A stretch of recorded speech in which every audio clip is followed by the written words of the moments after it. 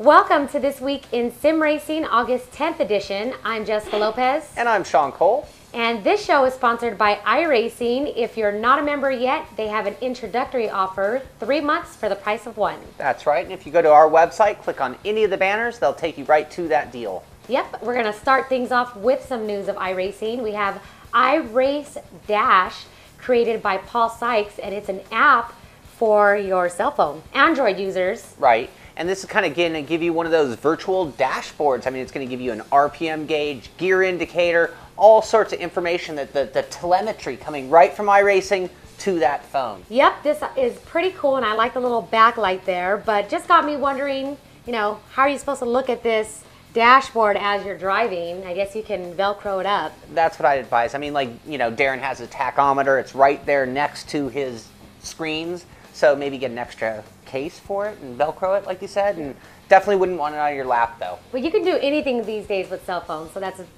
very cool. If you have an Android, just go to your marketplace and download that. Definitely. And we have more information on that here in the description of our show if you'd like. Yeah, cool YouTube videos so you can actually see it in action. And I mean, I don't know what kind of delay there'd be. It's going from your computer to the phone, but anyway. Download it and find out. And if I had an Android, I'd try it, but I don't have an Android. Anyway, next story, we've been shouting out to a bunch of different leagues just to get more attention on the guys who actually race in sim racing. And today we're going to talk about Sim HQ Motorsports and some of the racing they have going on over there, like the Sports Car Endurance Series. They've got drivers from all over the world competing in a 7-race series. Yep, that started back on March 20th and ends on November 6th. And they're using R-Factor with the Dumont car. Yeah, it's a Dumont base. It's sort of the multi-class racing. So you've got all sorts of variety of different cars. And I know they have openings in all the classes, but like you said, we're kind of mid-season already. Right. So might be too late to win some of the prizes. I hear they have prizes on this. Yeah, their co-sponsor is actually Logitech, and they're going to be giving out prizes from Logitech to one winner in each class. And they even have an additional thing going on that if you use Logitech wheel and pedals, they're going to get people that have that set up and put them in a different series. In order to win some Logitech I don't know. prizes. They didn't really specify what the prizes are, but they still do have room available. And you can head on over to their website, which is simhqmotorsports.com. And their next race is September 4th at Silverstone Wings, so you can still get involved in it, join it, and have some fun. Or if you're just looking for sim racing entertainment, they're going to broadcast the race, and that's always cool as well. Yeah, that's pretty cool.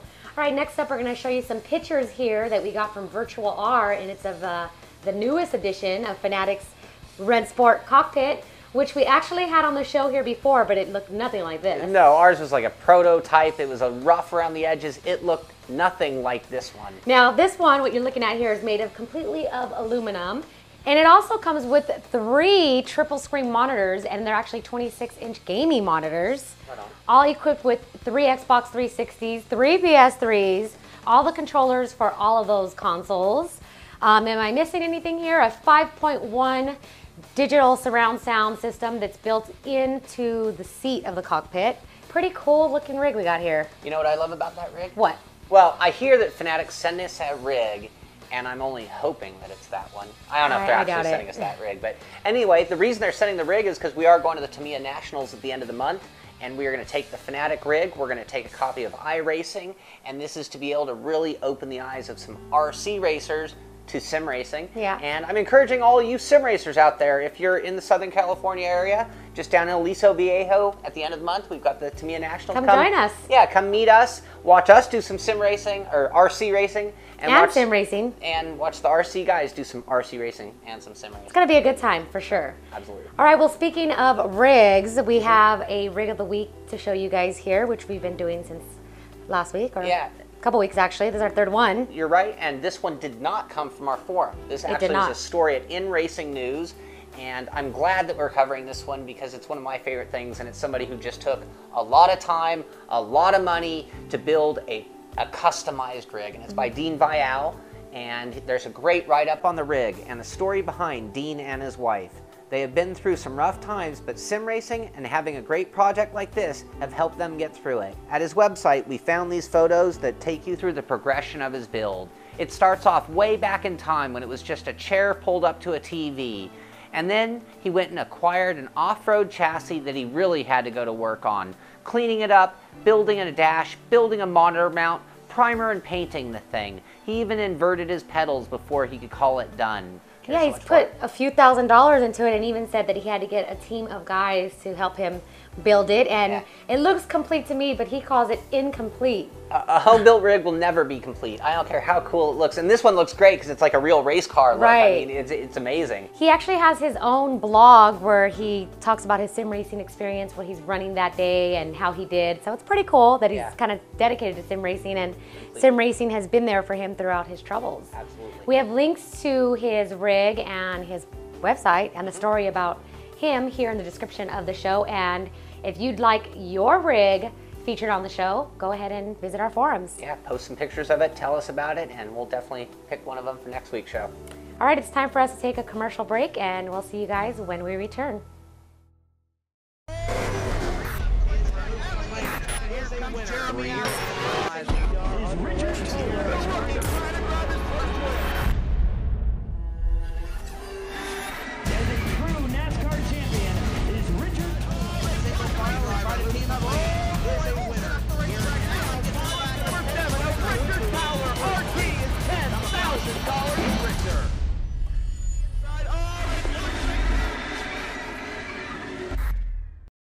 The T500 RS wheel and pedal set from Thrustmaster, officially licensed by Sony in Gran Turismo 5 and designed for the most die-hard racing fans.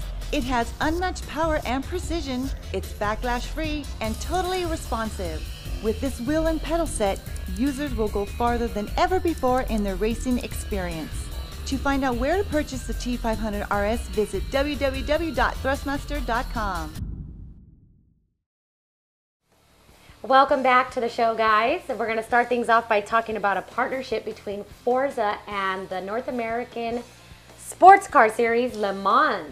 I think people just call it ALMS just to make it easy. Oh, thank you. I've been tongue twisting that word all day trying to get it right. And I had to let you do it on camera too, you know. Well, their partnership will include a range of events and new content. Once Forza Motorsport 4 is released, it will include in-game tracks and cars including Sebring, Road Atlanta, Road America, Mazda Raceway Laguna Seca, and the 26 ALMS cars. If you'd like to pre-order this title, you can get a limited edition car pack, and we actually have a link to that at our Forza page on our website. Absolutely. You know what my favorite part of this whole thing is? What?